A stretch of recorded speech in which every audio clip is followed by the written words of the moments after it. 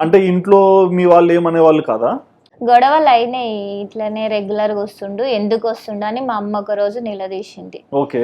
బాగా తిట్టింది, ఆ బూతులు అయితే ఇక భరించలేము. మీ మదర్ మిమ్మల్ని తిట్టారు, అతను రోజు ఇంటికి వస్తున్నాడు, రోజు ఇంటికి వస్తుండు, ఎందుకు వస్తుండు, ఉమ్, రావద్దని చెప్పు అని అంటే, పోనీలే వదిలే, ఎందుకు తిడుతున్నావు, మామూలుగానే నాకు ఫ్రెండ్ కదా అని అంటే, ఎంత ఫ్రెండ్ అయినా కానీ ఎందుకు వస్తాడు, రావద్దని ఫుల్ గొడవ చేసేది మా మమ్మీ. ఉమ్, ఇంకా గొడవ చేసిన తర్వాత ఒక రోజు ఇట్లనే కోపం వచ్చింది నాకు బాగా.